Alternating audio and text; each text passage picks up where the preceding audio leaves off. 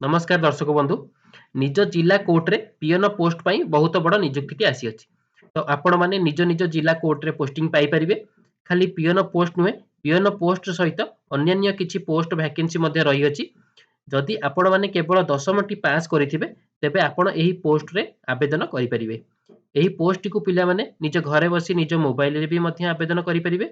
एथिरे आवेदन process T दुईटी online आ offline मध्ये रहिछि एहा उभय पुरुष और महिलांक पई रहिबो एथिरे केते गोटी वैकेंसी रहुछि आ कोन कोन डॉक्यूमेंट आवश्यक चलंतु देखि नबा कोन रहिछि यार ऑफिशियल नोटिफिकेशन टी ता पूर्वरु जदि आपण माने निज जिल्ला रे आसुथिबा एही भली नुवा नुवा जॉब रो अपडेट पाइबा को चाहुचंती तेबे एही चैनल टी को सब्सक्राइब करिबा सहित नोटिफिकेशन आइकन को ऑल रे क्लिक करिनियन।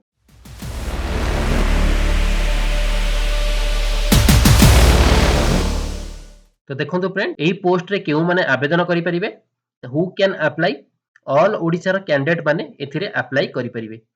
तापर हमर जेंडर कोन रहउची बोथ मेल एंड फीमेल रहउची उभय पुरुष और महिला प्रार्थी माने एथिरे आवेदन करि परिबे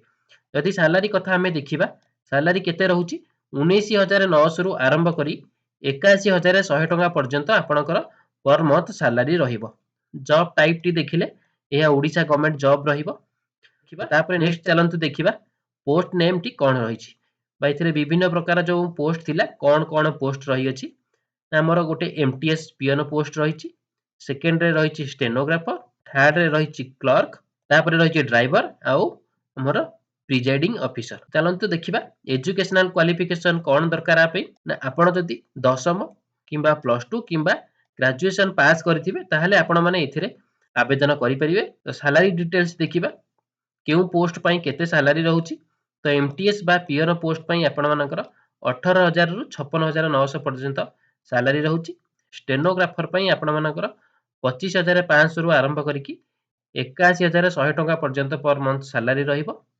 क्लर्क कथा जदि देखिबा 19900 रु आरंभ करिकि 63200 टका पर्यंत आपणकर पर मंथ रही अछि तापर जदि ड्राइवर देखिबा 19900 रु आरंभ करिकि 63200 टका पर्यंत आपणकर सैलरी रहिबो तो एज लिमिट कोन रहिछि ना मिनिमम बयस आपण मानकर 18 वर्ष होइतिबा दरकार आ मैक्सिमम बयस आपण मानकर 32 वर्ष होइतिबा दरकार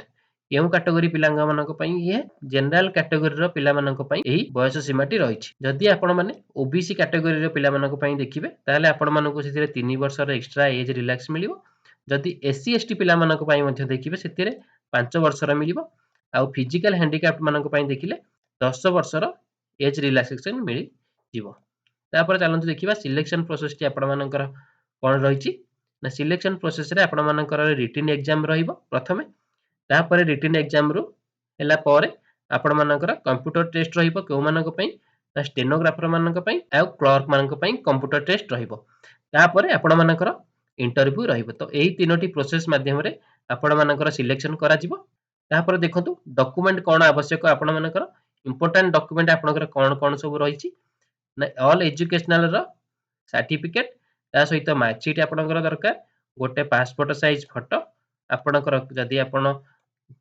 एससी एसटी बा फिजिकल हैंडिकैप्ड हेतिबा आपण मानकर कास्ट सर्टिफिकेट दरकार ता सहित गोटे आईडी प्रूफ रे आपण तीनोटी रो गोटे देई परिबे तापर आपण मानको गोटे बायोडाटा फॉर्म दरकार अप्लाई करिया पई तापर आपण मानकर एप्लीकेशन मोड कोन रहिछि ना उभय ऑनलाइन मोड रहिछि आ ऑफलाइन मोड मध्ये रहि अछि तो अप्लाई डेट आपण मानकर केबे अप्लाई डेट आपण मानकर ऑलरेडी स्टार्ट हेई गलानी तो चलंतु देखिबा एहा को आपण माने किपरि आवेदन करिवे ना प्रथमे कोन करिवे आपण माने आपणकर गूगल क्रोम को जाईकी आपणक फोन हेउ किबा कंप्यूटर हेउ सेथिरे आपण माने कोन लिखिबे ना Odisha space govt space job.in देखंतु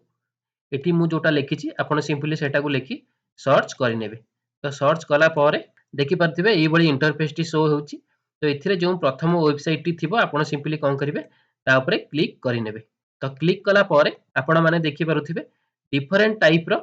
जॉब कैटेगरी आपण मानको देखिबा पई मिलिबो तो सिंपली आपण माने कोन करिवे डिस्ट्रिक्ट लेवल जॉब ऊपर आपण कोन करिवे क्लिक करि नेबे तो चलंतु हम क्लिक करि नबा तो क्लिक कला पारे आपण माने देखंतु डिस्ट्रिक्ट लेवल रे आपण मानकर जेउ सब जॉब अछि तो एठी आपण मानको शो करथिबो तो सिंपली आपण कोन करिवे जो लेटेस्ट रिक्वायरमेंट टी आसी अछि Odisha district high court various post of requirement 2024 तो आपण सिंपली कोन करिवे सेही नोटिफिकेशन उपरे आपण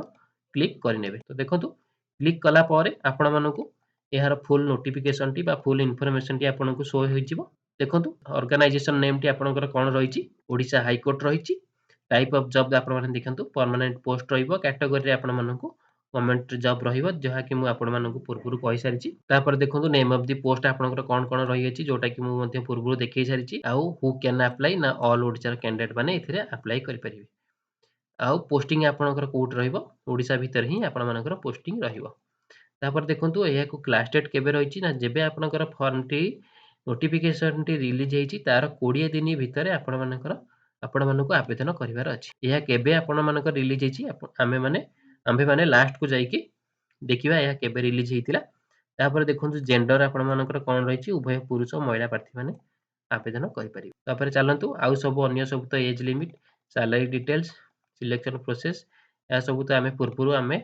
डिस्कशन करि सारिछे। तो देखंतु शेषरे हमर कोन रहिछि इंपोर्टेंट लिंक टी रहि अछि। तो इंपोर्टेंट लिंक रे आपण मानकर पीडीएफ लिंक 1 अछि आउ पीडीएफ लिंक 2 अछि। तो आमे कोन करिबा